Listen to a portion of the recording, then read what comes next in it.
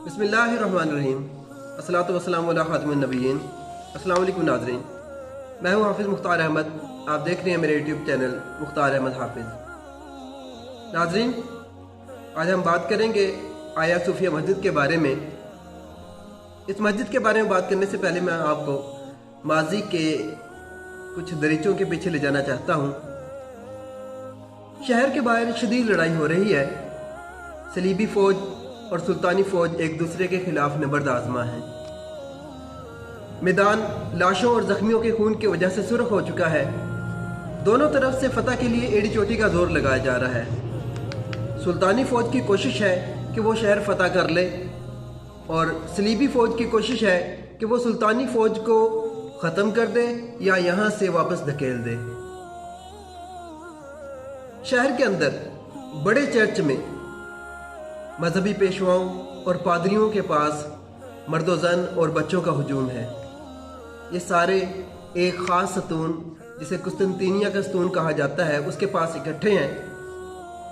सलीबियों का ये मानना है कि हेगिया सूफिया जो चर्च है, ये जो इमारत है, ये नाकाबिल शिकस्त है, लाहोती है और लाजवाल है। उनका ये भी मानना है कि ये जो सतून है ये एक मुबारक सतून है, इस तक कभी भी तुर्क नहीं पहुंच सकते। उन्होंने ये बशारत भी सुन रखी है कि तुर्क दुश्मन जब इस सतून के पास पहुंचेंगे तो आसमान से एक फरिश्ता उतरेगा, उसके हाथ में तलवार होगी और इस सतून के पास बैठे हुए गरीब आदमी को वो अपनी तलवार देगा और वो गरीब आदमी उस तलवार की मदद से तुर्क फौज को शिकस्त दे देगा। ऐसा कुछ भी ना हुआ। सुल्तान की फौज सलीबियों को रोंदते हुए शहर में दाखिल हो गई और ना सिर्फ दाखिल हो गई बल्कि उस सतून के पास पहुंचकर उन्होंने हेगिया सूफिया के चर्च के दरवाजे पर पहुंच गई। सलीबी अब भी किसी गैबी मदद के मुंतजर थे। वो अपने पादरियों से कह रहे थे कि गॉड से दुआ करें कि हमें तुर्कों से निजात दे दे, मगर ऐसा कुछ ना हुआ। इतने में सुल्तान मोहम्मद फातेह अंदर दाखिल हुए। उन्होंने मुसलमान फातिहीन के अजीम रवायात के मुताबिक सलीबियों को उनकी जान, माल, इज़्ज़त, आबरू और मजहबी आज़ादी की ज़मानत दी और इसके साथ ही उन्होंने हेगिया सूफिया चर्च का इंतज़ाम संभाल लिया। नाज़रीन, फतह के दिन फजर की नमाज के बाद सुल्तान मोहम्मद फातेह ने कहा था कि आज हम इंशाअल्लाह ज़ोहर की नमाज हेगिया सूफिया चर्च में अदा करेंगे। और ऐसा ही हुआ। वक्त ने देखा कि अल्लाह रब्बुल इज़्ज़त की नुसरत की वजह से उसी दिन ये शहर फतह हो गया और सुल्तानी फ़ौज ने हेगिया सूफिया के अंदर ज़ोहर की नमाज अदा की और यहीं पर उन्होंने पहला जुमा भी अदा किया।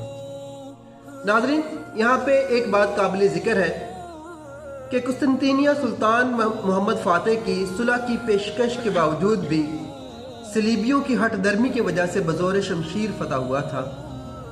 इसलिए मुसलमान इन कलीसियाओं की हैसियत को बरकरार रखने के पाबंद न थे। मज़ीद ये कि हेगिया सूफिया जो चर्च था वो सिर्फ मजहबी नहीं बल्कि सियासी, अस्करी और मुसलमानों के खिलाफ सरगर्मियों का गढ़ था। इसके अलावा कुस्तुनतीनिया में मुसलमानों के लिए नमाज पढ़ने के लिए कोई जगह नहीं थी। इसलिए सुल्तान मोहम्मद फातेह ने अपने ज़ाती माल से ये जो चर्च था इसकी इंतज़ामिया को इस इमारत की कीमत अदा की और आसपास की ज़मीनें भी खरीद कर इसमें शामिल कर लीं। आज भी इस खरीद फरोख्त की जो दस्तावेज़ात है वो अंकारा के म्यूज़ियम में मौजूद है।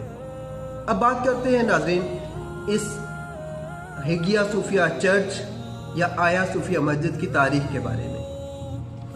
ये मस्जिद 1500 साल पुरानी बाज़ेतीनी और उस्मानी तर्ज तामीर का शाहकार है और उस दौर की अजीम यादगारों में से एक है।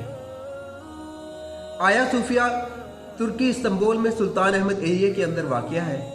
सुल्तान अहमद एरिया ये वही एरिया है जिसमें तुर्की की मशहूर मस्जिद सुल्तान अहमद मस्जिद, जिसको नीली मस्जिद के नाम से भी याद किया जाता है, मौजूद है।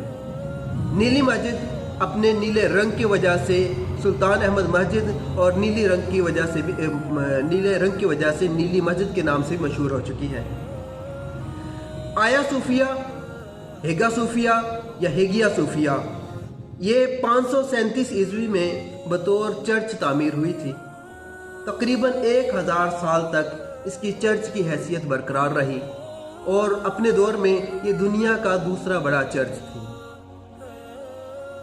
1453 میں قسطنطنیہ کی فتح کے ساتھ ہی اس کی حیثیت کو چرچ سے تبدیل کر کے مسجد بنا دیا گیا اور سلطان محمد فاتح نے اس کا نام آیا صوفیہ رکھا۔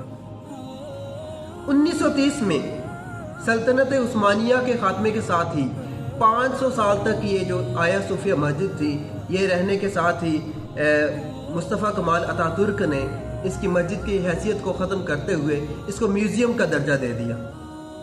تقریباً 85 سال تک یہ میوزیم رہی۔ 1985 میں یونیسکو نے اس کی عمارت کو عالمی ورثہ قرار دیا۔ ناظرین، طیب اردگان اپنی اسلامی پالیسیوں کی وجہ سے بہت مشہور ہیں۔